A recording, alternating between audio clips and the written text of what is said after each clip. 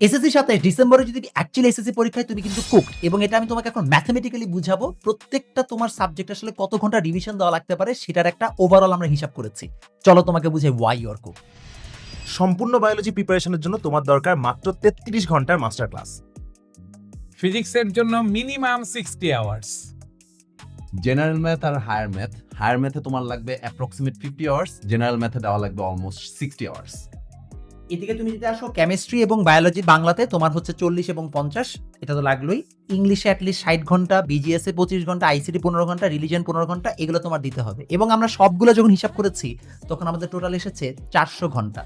400 ঘন্টা তো ক্লাস হইলো। আচ্ছা, এখন 400 ঘন্টা তো মনে হয় ক্লাস করলে হবে না। আমি ভাই ম্যাথমেটিক্যালি হিসাব দিয়ে বলি যে আপনার 400 ঘন্টা তো হচ্ছে শুধুমাত্র ক্লাস, হ্যাঁ। এরপরে হচ্ছে আপনার সিকিউ এমসিকিউ সলভ ক্লাসও তো এখন দেখা লাগে। আগে হ্যাঁ। তো পোলাপান নিজে নিজে সলভ করতে, এখন আগে তো ভাই যে আমরা নিজে নিজে এমসিকিউ সলভ করতাম, এখন তো হচ্ছে করে দিতে হয়। নাইলে পারে না, হাত ব্যথা করে ভাই। হ্যাঁ, so MCQ CQ solving plus practice নিজে সবকিছু মিলে টোটাল অলমোস্ট 1200 ঘন্টা টাইম দেওয়া মানে 400 ইন্টু 3 সিম্পল। অলমোস্ট 1200 ঘন্টা। এখন এই 1200 ঘন্টাকে যদি ভাই আমি এভারেজ ধরি যে প্রত্যেকদিন 6 ঘন্টা করে পড়বে, তাহলে তোমার পড়া লাগবে হচ্ছে অলমোস্ট 200 দিন। সো এই 200 দিন তোমার হচ্ছে দুজন তো প্রত্যেক- সমস্যা নেই, মাত্র ভাই 6.5 মাস। 6.5 মাস তো এখনো তো সময় আছে, 8 মাস পর্যন্ত। কিন্তু এর টেনশন মধ্যে কিসের? তো ভাই কোরবানি ঈদ আছে, টেস্ট পরীক্ষা আছে, প্রি টেস্ট পরীক্ষা আছে, সো এই টাইমগুলো তো মাইনাস করা লাগে।